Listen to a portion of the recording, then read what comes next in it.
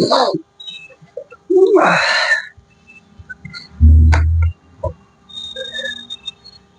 आदाब, सत श्री अकाल दोस्तों। इंडिया क्राइम टेक में आपका स्वागत है।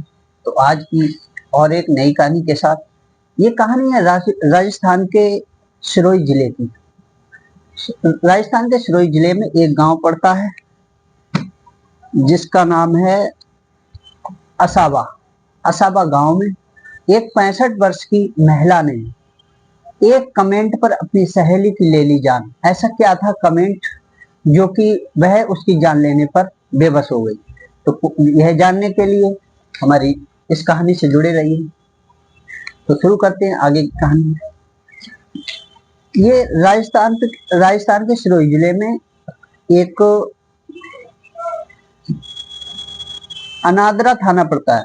अनादरा थाना के क्षेत्र में असावा गांव पड़ता है। गांव में दो महिलाएं रहती थी जो कि 65 वर्ष की थी। उन दोनों में बड़ी ही प्रेम भाव से दोनों में दोस्ती थी, दोनों सहेली थी, दोनों रहती थी। तो रहते रहते ये कभी कभार एक दूसरे से अड़प झड़प हो जाती थी, थोड़ा लड़ाई हो जाती थी, कोई बात नहीं, एक दूसरा बर्दाश्त कर लेता और इसके बाद में रहते रहे। अच्छा, कुछ दिन पहले अभी 2026 जनवरी में इन दोनों में किसी बात को चलते इनमें झगड़ा हो गया। दोनों में बहस हुई और बहस के दौरान अरे तुरे ज्यादा हो गई, ज्यादा पे तू तू में हो गई। इसके दौरान इन सहेलियों के नाम थे, एक का नाम था कांता देवी, एक का नाम था मधु देवी। तो कांता देवी ने मधु देवी के बारे में कुछ ऐसा कह दिया जिससे कि कांता देवी ने मधु के बारे में ऐसा कुछ कह दिया जो कि मधु ने उसकी जान ले ली। अच्छा, 7 जनवरी की बात है। दोनों में किसी बात के पीछे तू में हो गई, झड़प हो गई, दोनों में झगड़ा हुआ। गांव वाले मोहल्ले वाले देख रहे थे, पास में ही थे सब। अच्छा, जब इनमें दोनों में जब लड़ाई हुई तो कुछ लोग, स्थानीय लोग वहां पर थे। तो कांता देवी ने मधु देवी के बारे में कुछ ऐसे कमेंट कर दिए उनके चरित्र को लेकर ऐसा कुछ उल्टा सीधा कह दिया जो कि उसके दिल पर बहुत ज्यादा ठेस लगी। अच्छा, उस समय तो उसने कुछ नहीं कहा, लड़ाई होती रही, उसके बाद में शांत हो गए दोनों अपने अपने घर चले गए। जाने के बाद जब पता लगा कि मधु जो कांता देवी ने कहा था उसके चरित्र के बारे में किसी को लेकर, तो उस कमेंट से मधु के दिल में बहुत ज्यादा ठेस लगी थी और वह बहुत ज्यादा गुस्साई हुई थी। उस समय तो घर चली आई, लेकिन उसके अंदर ये कमेंट उसके अंदर जगह कर गया था। इसके बाद में मधु देवी ने कांता देवी को मारने की साजिश रची। साजिश में क्या था कि 7 जनवरी के दिन मधु देवी कांता देवी के घर गई। घर जाने के बाद प्रेम से मिली, मिलने के बाद में चाय की रिक्वेस्ट की गई, चाय बनी। चाय बनाने के बाद एक दूसरे ने दोनों ने बैठ के चाय पी। जब मधु को लगा कि कांता अब उस लड़ाई को भूल चुकी है, दोनों यानी समझी कोई अब बहरबाजी नहीं है, क्योंकि अक्सर इनमें झगड़े होते रहते थे, इसी तरह सुलझ जाते थे, एक दूसरे की बात मान जाते थे और कोई बात नहीं, झगड़ा शांत हो जाता था। लेकिन उस कमेंट जो ये लड़ाई हुई थी, इसमें चरित्र को लेकर जो कमेंट किया गया था, इस पर मधु के अंदर अंदर इतना गुस्सा था कि वह कुछ कह नहीं सकता, क्योंकि वह उसकी जान लेने की साजिश में आई थी। लेकिन कांता जो थी वो उस बात को लेकर शांत हो चुकी थी। घर पर आई तो उसने समझ लिया कि कोई बात नहीं, जो हुआ तो हो गया, गुस्से में एक दूसरे से दोनों कहते हैं।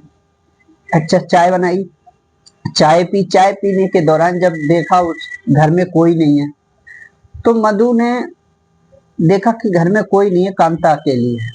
चाय पीने के बाद जब कांता शांत हो गई, मतलब उस कांता ने समझा कि अब कोई बात नहीं रही, झगड़ा समाप्त हो गया।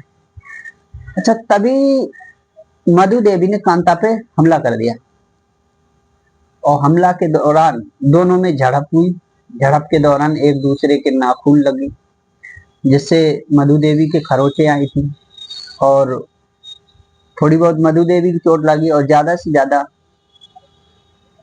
ऐसे समझो कि मधु देवी ने कांता देवी को इस तरह से बेरहमी के साथ मारा था जो कि उसकी जान ले ली। इतनी बेरहमी से देखने वाले भी लोग सन्न रह गए थे। पुलिस जब अड़ोस पड़ोस के लोगों ने जब पुलिस को खबर दी, तब तक मधु कांता के जेवर लेकर, शरीर से जेवर उतार करके फरार हो गई और घर के सामान को इस तरह से इत्र बित्र कर दिया था जैसे कि कोई घटना, चोरी की घटना महसूस हो। तो मधु देवी फरार हो गई। उसके बाद में जब पड़ोसियों को पता लगा कि इस तरह से घर में माहौल बिखरा हुआ है, तो पुलिस को फोन करा गया।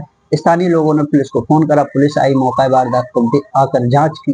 जांच के दौरान पता लगा कि एक मर्डर हुआ है और इसमें चोरी भी हुई है।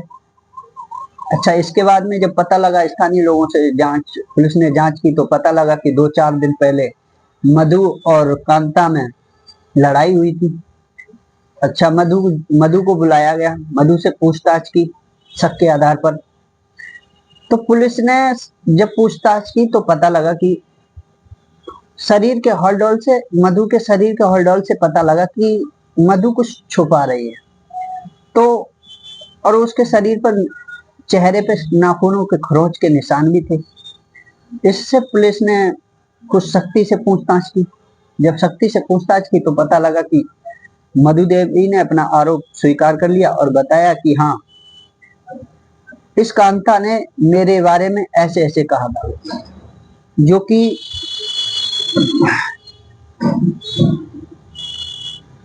मेरे चरित्र को लेकर आरोप लगाए थे और मेरे चरित्र को उजागर किया। इस वजह से मैंने इसकी जान ले ली। और मधु देवी ने पूरा आरोप स्वीकार कर लिया।